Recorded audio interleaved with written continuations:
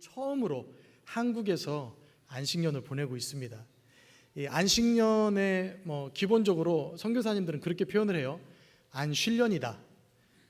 이게 쉴만한 것이 아니다. 이 한국에서 바쁘고 막 이래서 그렇다 이렇게 말씀하시는데, 저는 다른 것은 둘째치고 저희 아버님이 올해 이제 87세이시고 또 어머님이 이제 81세 되셨는데, 부모님을 자주 찾아뵙는 것으로도 얼마나 큰 제 안에 감동이 있는지 모르겠습니다.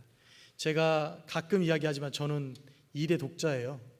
그래서 평상시에는 잘 모르지만 중요한 때는 그 아들의 중요성이 드러납니다. 그런 때가 언제냐면 명절이에요. 그래서 저희 그 위로 누님이 3분 계시고 여동생이 1명 있는데, 명절에는 먼저 시댁을 먼저 갑니다. 그래서 저희는 명절 당일에는 부모님 2분만 계시는 거예요. 명절 다음 날에 다 모이게 되는 거죠. 요즘은 여성 상위 시대, 여성들이 이제 파워가 세지다 보니까 명절 저녁부터 모이기 시작합니다. 하지만 그래도 당일에 있어 보니까 20년 만에 명절을 부모님하고 보내다 보니까 얼마나 추석 당일 아침에, 설날 당일 아침에는 참 쓸쓸하셨는지 또 이해가 됐습니다. 저희가 20년이 넘게 사역을 하더라도 했지만 아직도 남은 시간이 많이 있는 것 같아요. 그래서 저희는 마라톤으로 따지면 지금 중간쯤 와서 우리를 다시 한번 점검하고 재충전하고, 그래서 앞으로의 20년의 선교 사역에 돌입하게 되는 그런 시간을 가지려고 합니다. 그동안에는 마이소르에서 사역을 해왔는데요, 하나님이 굉장히 많은 은혜를 주셨어요. 다른 은혜보다는 사람이 세워진 거죠. 제 생각에는 이 평안교회에서도 목사님의 목회 방침에 따라서 제자 훈련을 많이 하고 있는 걸로 알고 있습니다. 사실 저도 우리 조병문 목사님의 제자 한 4호 정도는 되거든요. 청년 때 저와 저희 아내 우리 목사님께 제자 훈련 받아서 제가 솔직히 말씀드리면 1등은 못했고요, 한 2등 정도 해서 신학책도 선물로 받고 지금도 가지고 있는데, 그런 청년의 그 은혜를 입었는데, 아마 우리 평안교회가 그런 제자 훈련을 아주 많이 하고 있을 거라고 생각이 됩니다. 저희 사역 안에서도 제자들이 많이 훈련받아서 지금은 다 리더들로서 수고하고 있습니다. 저희가 어린이 그 유치원을 3군데에서 하는데, 한 유치원은 지금 한 80명 이상이 돼서 자립이 돼요. 자체적으로 운영이 되고, 또 저희 아내가 특수교육을 전공을 해서 장애인 학교를 운영하고 있는데, 그 안에서 학교가 이제는 2군데로 나뉘어져 가지고 물리치료나 감각, 통합치료 하는 곳 한 곳하고 또 직업훈련하는 곳으로 또 학교가 나뉘어지게 되면서, 그 안에서 또 제자들이 이제는 다 맡아서 할 정도로 사역이 안정이 돼가고 있습니다. 현지 사역자들이 한 70명 정도 돼요. 많이 안 놀라시는 것 같아요. 제가 이 선교지의 얘기입니다. 지금 군산에서 하고 있는 게 아니라 선교지에서 유치원 아이들도 그렇게 되고 장애인 아이들, 또 저희가 간사, 소위 말하는 사역자들이 70명, 그래서 교회가 3군데가 개척이 되어서 한 교회는 지금 120명 정도가 모입니다. 그리고 1, 2부로 나뉘어서 1부는 영어 예배, 2부는 까나다 예배, 3부는 또 다른 조그만한 그 동네에 가서 예배를 드리고 있고, 각 사역마다 참 성장을 하고 있습니다. 평안교회에서도 우리 현지 사역자들을 후원하고 계시죠. 시미온 선교사라든지 또 우리 BJ 선교사라든지 라젠드라, 또 지금 현재 그 인도 제일 그 북쪽에 있는 지역에 있는 사역자들까지 위해서 기도해 주시고 있는데요, 사역자들이 잘 세워지니까 이제 천천히 내가 이 지역에 있어야 되는 것이 맞는 것인가라는 고민을 하기 시작했어요. 남들은 그때가 선교사로서는 아주 좋은 때라고 이야기를 합니다. 왜냐하면 굳이 어렵게 하지 않아도 사역이 잘 진행되고 있으니까. 제가 볼 때도 사역이 잘 진행되고 있는 것 같아요. 그래서 제가 한번 연락을 했습니다. 지금 한국에 나온 지 몇 개월이 됐는데 그 사이에 어떤 일들이 있는지, 궁금해서 연락을 해봤더니 잘 되고 있다고, 걱정하지 말라고. 그래서 어떤 면에서는 좀 마음이 상하더라고요. 아니, 내가 없으면 어렵다라고, 빨리 와야 된다고, 그렇게 해야 될 것 같은데 잘 되고 있다고, 걱정 안 해도 된다고. 그래서 이제 이게 천천히 이양을 하고 또 다른 지역으로 움직여야 되는 때가 아닌가. 오히려 자칫 잘못하다가는 저의 영성이나 저의 그 나태함이 그 안에서 생기게 되겠다. 하나님이 선교사들을 불러주셨을 때는 계속적으로 개척하고 또 이양하고 또 다시 사람들을 훈련하고 파송하고 하는 일들을 하라고 하셨는데, 이제 천천히 시간이 마무리되고 가고 있지 않는가. 그래서 저희가 이 시간들을 잘 보낸 후에 또 다른 하나님이 주시는 인도겠지만 또 다른 지역에서 사역을 할 수 있지 않겠나, 이런 생각을 해봅니다. 특별히 저는 이제 서울신학대학교에서 박사과정을 하고 있어요. 선교학 안에서 하나님이 정말 세계 선교를 어떻게 이끌고 계시는지를 한번 돌아보고 있는 시간을 가지고 있고요. 저희 아내는 이제 특수 교육을 전공을 했는데, 교육학을 전공을 했죠. 근데 횃불 트리니티 신학교에서 교육학 석사를 하고 있습니다. 그래서 다음에 저희가 다시 인도로 복귀하면 그 안에서 신학교 안에서도 기독교 교육학과, 유아교육학과를 개설을 하고 많은 여성 사역자들이 있는데, 지금은 그런 유아교육과나 기독교 교육과가 없으니까 일반적으로 신학과를 공부하고 다시 고향으로 돌아가는 일들이 굉장히 많습니다.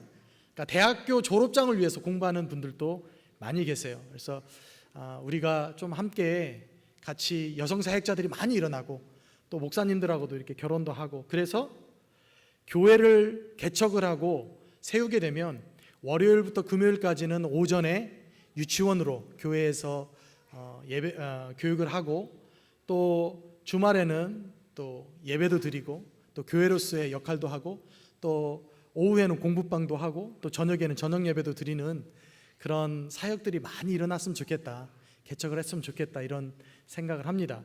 여러분들이 이런 이야기가 낯설지 않죠, 그죠? 왜 낯설지 않나요? 평안교회가 하고 계시는 거잖아요, 그죠? 평안교회에서 선교원도 하고 공부방도 하시고 또 이런 교회도 그런 어떤 역할들을 하시기 때문에 저희도 이렇게 계속적으로 보면서 이것이 맞는 일이구나, 그리고 자체적으로도 어떤 자립이 될 수 있는, 그리고 사역을 그냥 예배 사역뿐만 아니라 이 사람들의 가치관과 세계관을 바꿔줄 수 있는 교육 사업도 같이 가는 것이 맞다라고 생각을 하고 있고 준비를 하고 있습니다. 제가 요즘 묵상하고 있는 말씀 중에요, 어떤 말씀에 참 은혜가 되냐면, 이스라엘 백성들이 출애굽을 합니다. 그리고 나서 가나안 땅으로 들어가기 전에 12명의 각 지파에서 1명씩을 뽑아서 스파이를 가나안 땅에 보내게 됩니다. 근데 가나안 땅을 밟고 온 스파이들이 10명이 그들이 보고 그대로 이해하고 관찰한 대로 보고를 하고, 여호수아와 갈렙은 다른 보고를 합니다. 그래서 저희가 생각할 때는 여호수아와 갈렙이 한 보고가 맞고 10명의 스파이가 한 보고가 불순종의 보고다라고 이해를 하고 있습니다. 그렇죠? 근데 사실은 성경을 엄밀하게 보면 그들에게 주어진 과업은 뭐였냐면, 가서 가나안 땅이 어떤지 보고 오라는 거였어요. 다시 말해서 10명이 보고한 것이 맞는 보고입니다. 그들은 자기들이 받은 바, 맡은 바 당연한 과업을 이룬 거예요. 10명의 젊은 사람들에게 이스라엘 백성이, 장로들이 요구했던 것은 그대로 가서 그 땅이 어떠한지 관찰하고 오라는 거였습니다.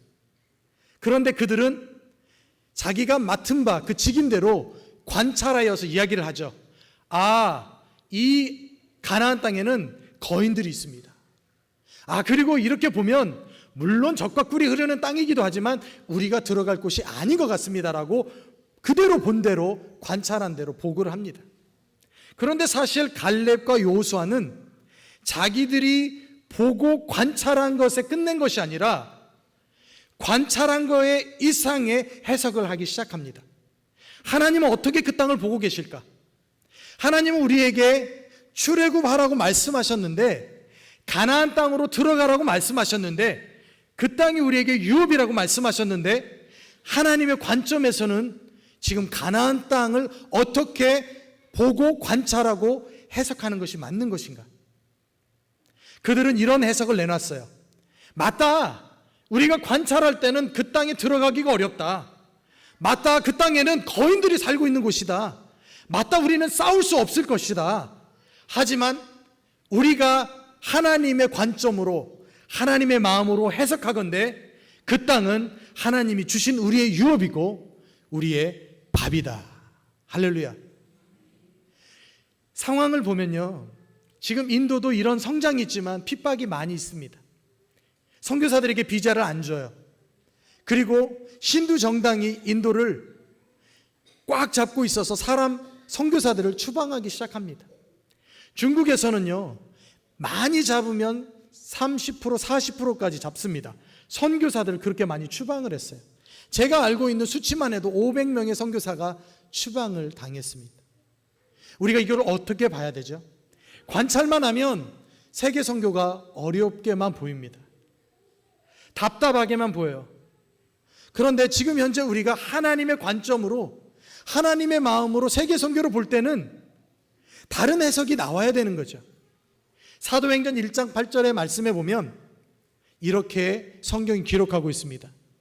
너희가 성령을 받고 권능을 받으면 예루살렘과 온 유대와 사마리아와 땅끝까지 이르러 내 증인이 되리라. 할렐루야. 우리에게 주신 하나님의 명령이었어요. 물론 그것은 너희는 예루살렘으로 가서 복음을 다 전한 후에 그리고 유대로 가서 복음을 다 전하고 그리고 나서 사마리아에 가서 복음을 전하고 땅끝까지 가라는 말이 아니었어요. 예루살렘 다음에 유대 다음에 사마리아 다음이 아니라 예루살렘과 유대와 사마리아와 땅끝까지 동시다발적으로 가서 복음을 전하고 내 증인이 되어라 라고 이야기를 하는 것이죠.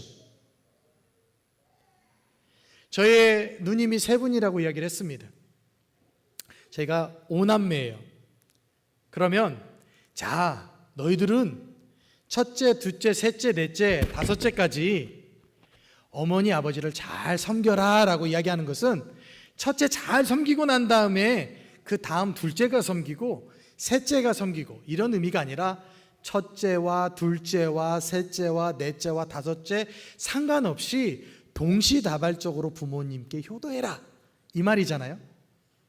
그러니까 저희가 지금 현재 선교를 하는데 군산도 중요하고 한국도 중요하고 인도도 중요하고 중국도 중요하고 동시다발적으로 가서 복음을 전하는 것이에요.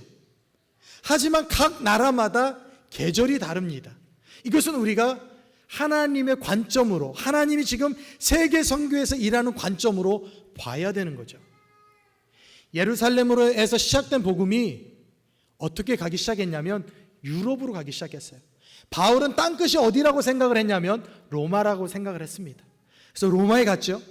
그리고 이 로마가 영토 확장을 위해서 길을 닦았는데 거기가 어디까지 닦았냐면 스코틀랜드까지 닦았어요. 온 유럽에게 길을 다 닦았는데 그 길이 정복의 길이 아니라 하나님의 복음이 흘러가는 그런 복음의 길이 된 거예요. 하나님의 섭리하심이 계셨던 거죠. 그리고 나서 청교도를 통해서 복음이 미국에 가게 되고 동아시아, 한국과 이제는 중국과 인도를 통해서 다시 예루살렘으로 향하는 그러한 기로에 있는 겁니다. 복음이 예루살렘에서 시작했는데 지도 한 바퀴를 돌아서 이제 다시 예루살렘으로 들어가는 거예요. 물론 복음에는 이런 지형적인 흐름이 100% 맞는 것은 아니에요. 왜냐하면 복음은 동시다발적이기 때문에 그렇죠. 하지만 지리학적으로 볼 때도 어떻게 보면 지금 이게 동아시아를 통해서 한국을 통해서 지금 인도와 중국이라는 큰 기둥과 관문을 통해서 아프리카와 중동의 무슬림권과 이제 공산권에 복음이 들어가면서 마지막 내 백성이었던 선민이라고 불렸던 이스라엘 백성에게 마지막 기회가 가는 거예요. 그렇다 보니까 각 나라마다 계절은 다른 거지요. 동시다발적으로 복음이 전해지긴 하지만 계절이 다른 거예요. 그건 뭐냐면 중동은 지금 계속적으로 눈물로 씨를 뿌리는 단계입니다. 그래서 중동을 위해서는 우리가 기도하고 그 안에서 핍박받고 있는 분들을 위해서 우리가 함께 중보 기도를 하고 그 안에 씨를 뿌리고 있는 거예요. 지금 현재 중국과 인도는 현지인들이 일어나서 사역해야 되는 때입니다. 그것이 우리가 하나님의 관점으로 봐야 되는 거예요. 많은 사람들은 그렇게 이야기를 합니다. 중국에 나가 계신 선교사님들과 인도에 나가 계신 선교사님들이 추방을 많이 받는데요. 너무너무 어렵대요.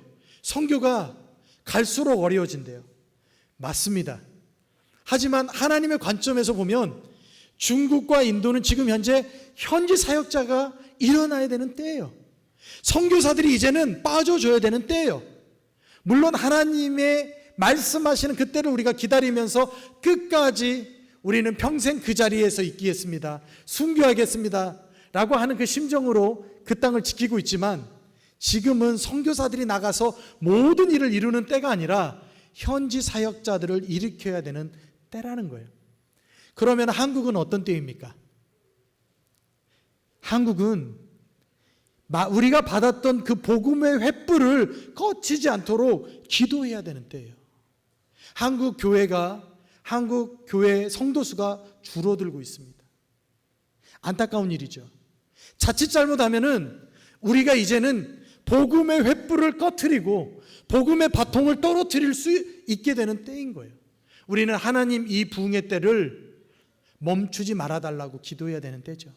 계속적으로 이 부흥을 유지하기 위해서 우리가 하나님께 받은 그 선교의 사명을 다할 수 있도록, 그 횃불을 전달할 수 있도록 깨어서 기도해야 되는 때입니다. 그것이 하나님이 주신 관점이고 갈렙과 여호수아가 가나안 땅을 보면서 했던 해석인 것이죠. 어렵다, 힘들다, 사람들이 교회를 대적한다, 믿는 사람이라고 하면 우리 한국에서도 이런 문제 저런 문제, 사역자들이 이런 문제를 일으키고 있다, 교인들이 사기친다, 이런 것 때문에 어려워하고 힘들어하고 하는 그 핍박의 시간들을 보내는 것이 아니라 하나님이 지금 이 안에서 어떤 일들을 하기를 원하시는지, 선택된 그 백성들 안에서 어떤 일을 하기를 원하시는지 우리가 잘 이해하고 해석해야 된다는 것입니다. 여러분들이 현재 광야의 삶을 사는 것 같아요. 하나님이 우리에게 이스라엘 백성의 역사를 주셨을 때에는 그 역사를 보면서 우리 인생을 잘 해석하라고 주신 거예요. 그래서 그들이 출애굽했다라는 것은 우리가 세상에서 어둠의 권세에서 이제는 하나님의 백성이 되어서 출애굽했다, 세상 밖으로 나왔다, 하나님의 백성으로 이제 거룩한 성도가 되었다라는 것을 이야기하고 있습니다. 광야에서 만나를 먹을 때 하나님이 우리에게 주시는 말씀이구나, 우리가 말씀 없으면 살지 못하는 백성이구나 알아야 된다라는 거예요. 그리고 구름 기둥과 불 기둥으로 우리를 인도하실 때 하나님이 언제든지 우리를 말씀하시고 인도하시는 때에 따라서 우리는 움직여야 된다. 하나님이 우리의 삶의 인도자가 되신다. 그리고 우리는 장차 우리가 받을 유업이 있는 가나안 땅을 향해서 나아가야 된다. 그게 개인의 삶이에요. 신앙의 삶이에요. 어떤 사람들은 우리가 그 약속의 땅으로 돌아가기보다는 그냥 애굽으로 가고 싶다라고 불평하는 사람들이 있을 거예요. 하지만 하나님은 우리에게 주신 유업들이 있다라는 거죠. 가나안 땅을 향해서 나아가야 된다라는 거죠. 지금 현재 우리 삶에 어려움들이 있을 수 있습니다. 참 저도 만나는 분들마다 좋은 얘기들보다는 어려운 일들이 많이 있더라고요. 근데 이때 우리가 어떻게 해야 되냐, 이 시점에서 우리가 어떻게 살아가야 되느냐라고 할 때 하나님이 지금 우리 삶 가운데 주인이시냐, 역사를 주관하고 계시고 내 삶을 주관하고 계시는 하나님이시냐, 저는 그것을 잘 봐야 된다라고 생각을 합니다. 저희 가정 얘기를 좀 할게요.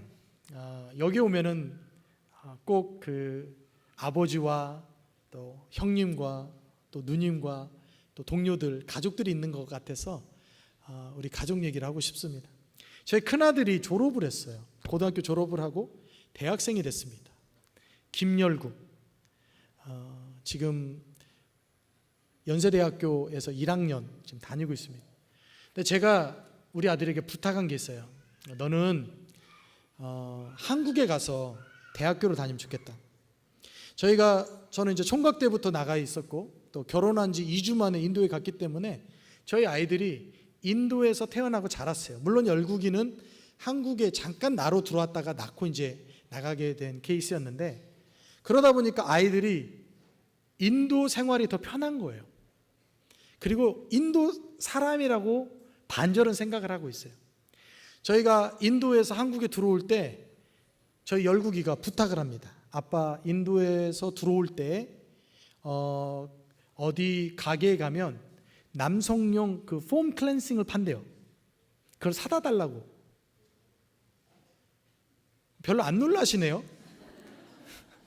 아니, 한국이 더 발전된 나라잖아요. 한국이 얼마나 많겠어요, 그런 게. 근데 아들이 자기가 쓰던 거를 사오라는 거예요. 마치 인도에 저희가 갈 때 한국에서 신라면 사가고 이거 사가고 과자 사가고 뭐 화장품 몇 개 사가듯이 저희가 인도에서 나올 때 아들이 부탁을 하는 거예요. 그리고 아빠, 인도에 있는 과자 꿀꿀해라는 거 사오라는 거예요. 이름이 꿀꿀해요. 맛도 꿀꿀한데 그걸 사오라는 거예요. 그렇게 먹고 싶은 거예요. 그리고 인도에서 파는 브리안이라고 하는 게 있는데 한국의 비빔밥 같은 것을 팝니다. 다 비벼놨어요. 근데 그것을 가져올 수만 있다면. 그래서 저희가 그걸 사가지고 한 일주일 동안 냉동실에서 얼립니다. 그래서 수건으로 잘 싸가지고 와요. 그럼 그걸 먹으면 너무너무 행복해요, 아들이. 인도 사람이 다 된 거죠.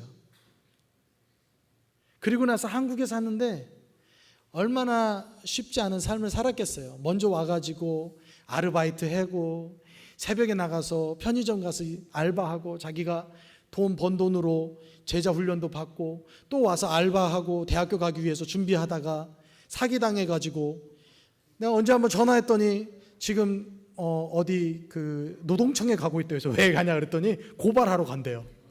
너가 어떻게 고발하냐 했더니 주변에서 알려줬다고. 그러니까 마지막 2달치를 사기당해가지고 그래가지고 180만 원을 받아야 되는데 그 회사에 있는 사람이 와가지고 100만 원을 합의를 봐주면 100만 원 주고 끝내겠다. 그래서 제가 너무너무 화가 나는 거예요. 이 아들 이 코 묻은 돈을 어떻게 저렇게 뺏어갈 수 있나. 아들아 잠깐 기다려. 내가 가서 거기 가서 책상 엎고 내가 180만 원 다 받아주겠다. 그랬더니 오히려 아들이 그렇게 이야기를 하더라고요. 괜찮다고. 100만 원 받고 끝내려고 한다고. 왔는데 쉽지 않죠. 한국말도 어렵고 물론 대화는 잘하는데 공부하려고 하니까 어려워요. 그래서 연세대학교 화학과에서 무슨 과목을 듣냐면 어떤 과목은 뜨개질하는 과목을 듣더라고요. 그게 교양 과목인데 뜨개질하면 한국말이 많이 필요 없으니까 자기가 열심히 뜨개질 해가지고 그 학점은 A 학점을 받는 거예요. 어떻게든지 살아남으려고. 영어 과목도 듣고 이러면서 이제 둘째 열방이라는 녀석이 고등학교를 졸업하고 나오게 됐어요. 요즘 계속 이야기를 해요. 내가 왜 한국에 가야 돼? 인도에서 태어났거든요. 메디 인 인디아입니다. 내가 왜 한국에 가야 돼? 나는 해외에서 살고 싶어. 나는 그냥 밖에 나가서 이게 편해. 근데 제가 볼 때는 한국 사람인데 한국 정체성이 없는 것 같은 거예요. 그래서 한국에서 최소한 4년만 살아라. 그리고 큰아들도 그렇고 둘째도 그렇고 어렸을 때부터 본 것이 그리고 배우고 자란 것이 부모들이 하고 있었던 선교니까 자기들도 봉사하면서 살아야 된다는 걸 아는 거예요. 큰아들은 자기도 선교사 되고 싶대요. 둘째는 자기는 선교사가 될 수 있을진 잘 모르겠는데 자기도 봉사하면서 살고 싶대요. 학교나 이런 데 가서 봉사하면서 살고 싶대요. 그러니까 이 아이들이 대를 이어서 하나님 앞에 헌신해야 됐는데 아이들도 계속 돌아다니고 저희도 선교한다고 돌아다니면 만날 시간이 없을 것 같은 거예요. 최소한 한국에 4년 정도 대학만 졸업하면 우리가 가끔 한국에 들어올 때라도 자기들도 가끔 한국에 들어올 때라도 그때 만날 수 있을까 하고 4년만 한국에서 있어라. 그랬는데 하나님이 은혜를 주시는데 우리 열국이가요, 자기네 화학과에서 1학년 과대표가 됐어요. 아마 제 생각에는 무식하니까 용감하다고 시켜준 것 같아요. 말도 잘 안 되는 애인데 과대표를 하고 있어요. 맨날 열심히 막 과 활동하고, 제가 볼 때는 됐다, 얘가 한국이 낯설을까 봐 하나님이 저런 기회를 또 주시나 보다. 그리고 자기가 열심히 활동을 합니다. 친구들하고 사귀입니다. 그리고 나서 이제 1학년 후반이 되니까 왜 내가 한국에 왔는지 조금씩 이해를 하고 있는 거예요. 둘째는 미술을 하는데 이제 수시를 막 넣고 기다리고 있어요. 좋은 소식들이 하나씩 오고 있습니다. 이 딸도 내년쯤 가면 이해를 하겠죠. 왜 우리가 불편하게 안 살아도 이렇게 살아야 되는지, 왜 내가 우리 자녀들도 선교사가 되었으면 좋겠다라고 생각을 하는지. 왜냐하면 선교는 단기로 끝나는 것이 아니에요. 선교는 헌신한 한 사람으로 끝나는 게 아니에요. 여러 사람이 헌신해야 되는 거죠. 교회가 헌신해야 되는 거죠. 한 사람이 가서 20년, 제가 나머지 20년을 사역하면 40년 동안 선교사로 사역할 수 있는데 40년도 부족하다라는 거예요. 우리 한국교회가 왜 이렇게 부흥했냐? 100년, 120년씩 사역했던 그런 선교사들이 있었기 때문에 가능했던 일이에요. 우리가 10년 기도하고 10년 파송하고 10년 사역하고 돌아오고 선교를 멈추는 교회와 선교사가 아니라, 우리가 보내면 끊임없이 기도하고 선교하고 그 사역이 완전히 돌파구를 찾아서 하나님 앞에 올려질 때까지 우리가 헌신하고, 우리 때 안 된다면 대를 이어서 충성하고, 이때 안 된다면 우리가 세대를 거쳐서 하나님 앞에 헌신하고 충성한다면 그것이 될 거라고 믿는 거죠. 요한복음에 보면 계속적으로 나오는 핵심 단어가 있습니다. 그 단어는 뭐냐면 생명이라는 단어예요. 요한복음 1장부터 그 얘기를 나누죠. 생명이 빛 가운데 거했다라고 이야기를 해요. 그 생명이 예수 그리스도입니다. 요한복음 3장 16절에 보면 하나님이 세상을 이처럼 사랑하사 독생자를 주셨으니 누구든지 그를 믿는 자마다 멸망치 않고 영생을 얻겠다라는 거예요. 영원한 생명을 얻겠다라는 겁니다. 요한복음 4장에는 사마리아 여인이 갈급하고 완전히 그 안에서 죽어가고 있을 때에 예수님을 만나서 그 배에 생수가 넘쳐났다라는 거예요.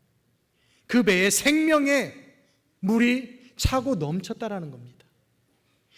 예수님이 오병이어의 기적을 베푸셨을 때 제자들은 그 다음 날도 우리 예수님이 기적을 베푸지 않을까? 라고 생각을 했던 거죠. 예수님이 뭐라고 말씀하시냐면, 너희는 어디 가서 기적을 찾고 있느냐? 내가 바로 생명의 떡이다라고 이야기를 했어요.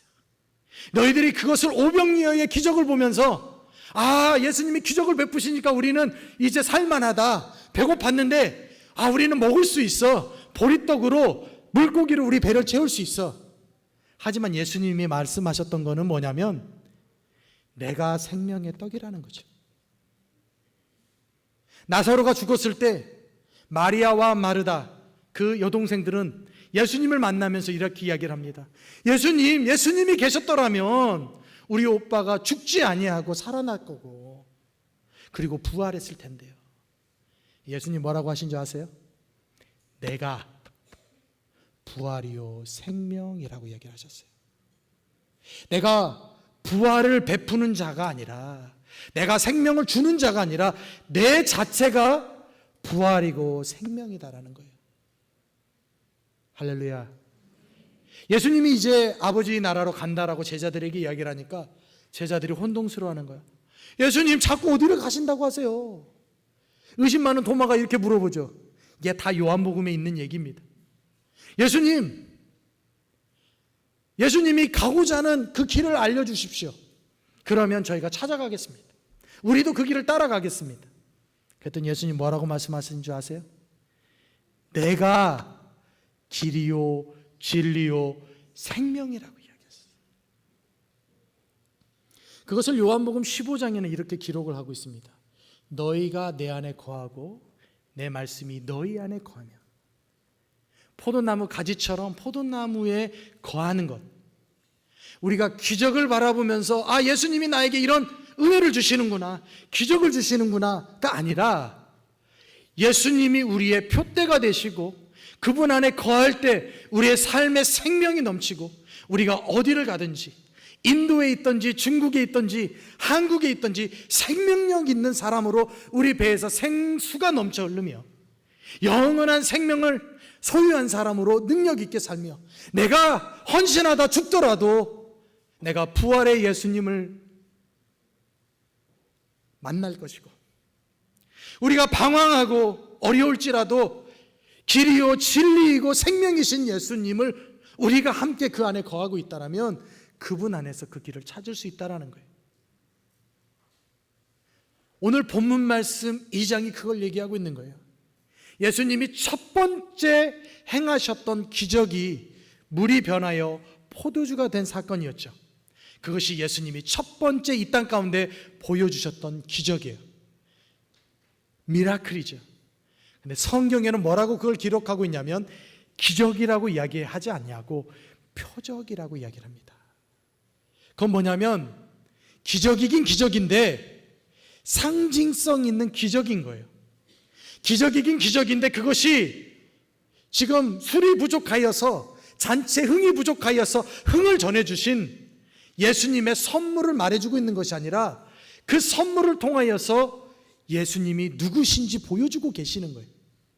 바로 그 표대를 예수 그리스도가 우리 삶에 누구신지 보여주는 방향이었다라는 거죠. 할렐루야. 우리 안에 누가 계십니까? 예수님이 계셔야 되는 거예요. 그분 때문에 우리가 생명을 얻은 것이고, 그 생명에 감동하여서 하나님 제가 헌신할게요, 제가 인도 가겠습니다, 하나님 우리 가정이 헌신할게요, 대를 이어서 충성하겠습니다, 하나님 우리 교회가 헌신할게요. 제가 어제 우리 목사님, 저에게는 스승이시고 멘토이신 목사님 만나 뵙고 목사님 하시는 말씀이 그거예요. 선교 안 하면 교회가 조금 더 편할 수 있대요. 선교비 안 보내도 되니까 좀 더 편할 수 있대요. 교회를 위해서 더 쓸 수 있다라는 얘기예요.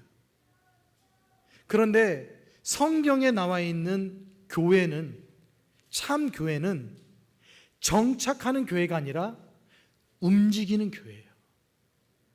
우리 교회가 엄밀히 따지면 파송하는 개체가 아닙니다.